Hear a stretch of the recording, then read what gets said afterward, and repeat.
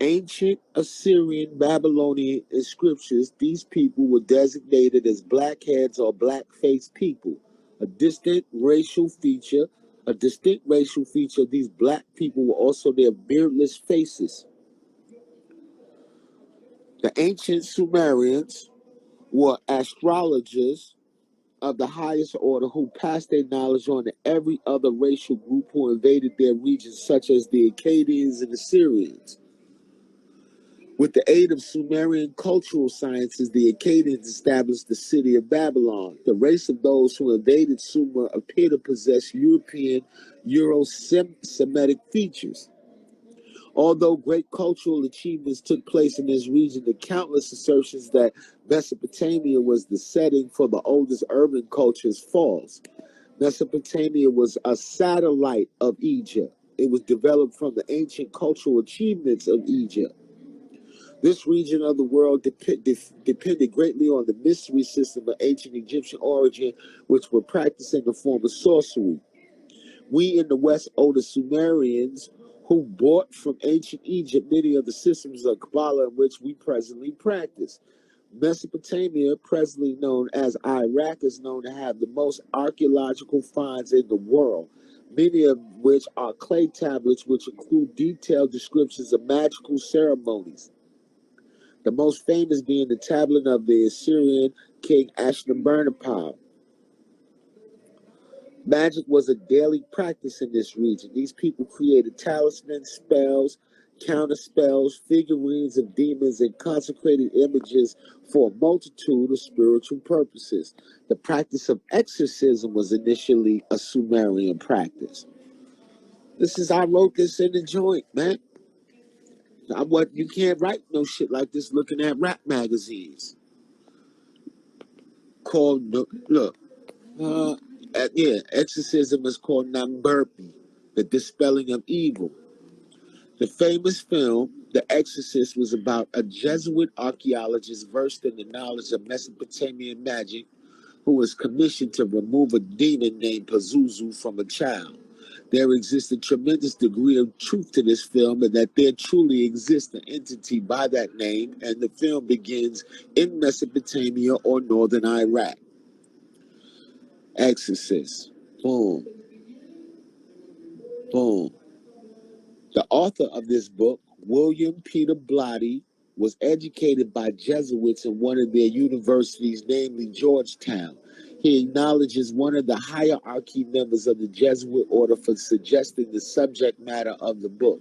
He also thanks the Jesuits for teaching him how to think.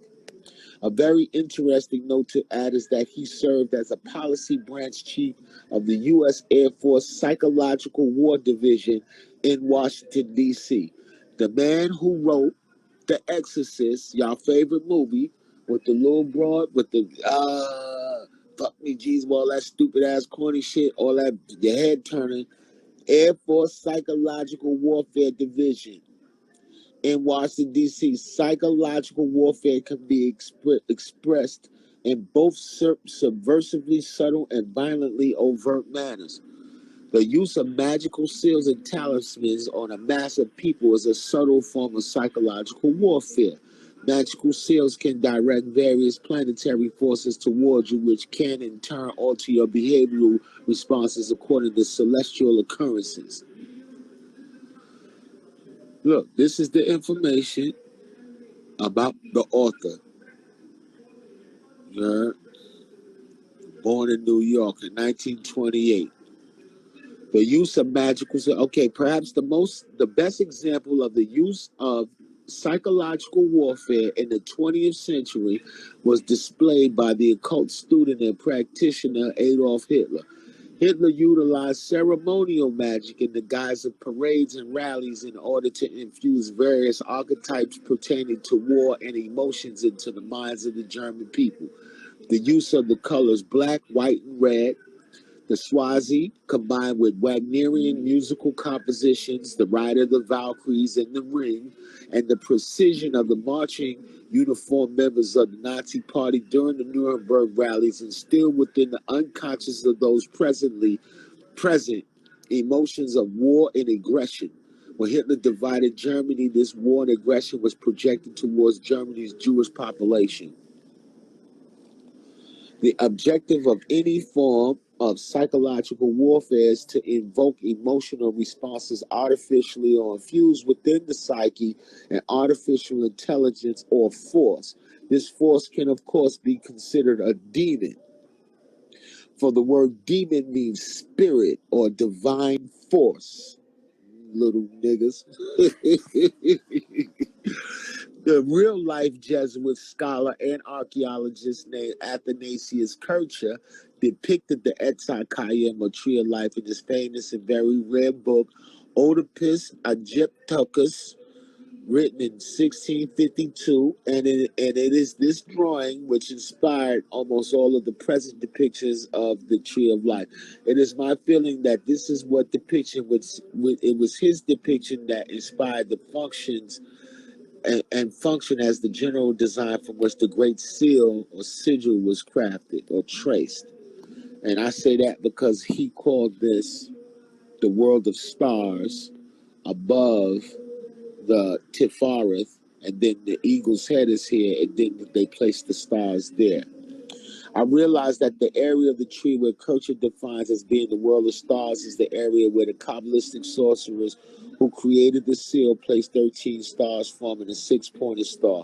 Also in this area, Kircher labels the base of the 22nd, 13th, and 20th path as being the 72 left powers, the 72 central powers, and the 72 right powers. Respectively, this area appears to have inspired the placement of the constellation of 13 stars shaped in the form of a six-pointed star. Around the star exists indentations separating the light emerging from it in 72 different ways. 72 signifies the zodiac split in sets of 5 degrees called quintuses. 5 degrees times 72 equals 360 degrees. Around these 72 separations exists a cloud with a number of 19 puffs, which appear to jut outward as to depict the 13 stars being agencies of manifestation. Kabbalistically, the number 19 is the gematria equivalent of the female biblical personage Eve, which means to tell, to explain, to show, to display, or showeth. Eve is the feminine vehicle of manifestation. The 19th surah of the Holy Quran is Maryam, the Arabic for Mary, the mother of the Christ figure 13, whose existence personifies the physical manifestation of God. Niggas can't fuck with me. This is what the fuck I do. This book costs $106. Treat yourself. Treat yourself. Don't beat yourself. You heard? Don't beat yourself. The 19th path of the tree of life lies in the midst of mercy, chesed, and severity, Geborah. As an added note of correspondence, the Hebrew letter assigned to this path is Teth, which means serpent. The gematrial equivalent of Teth is 419, which is the same as the Hebrew word Akdath, which means unity or oneness.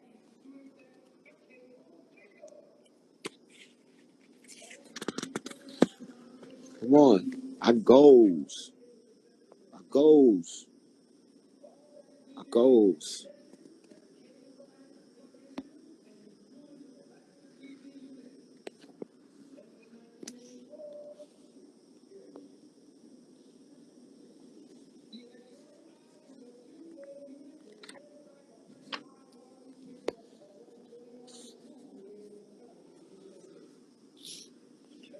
Inanna equals March 19th, chapter 6.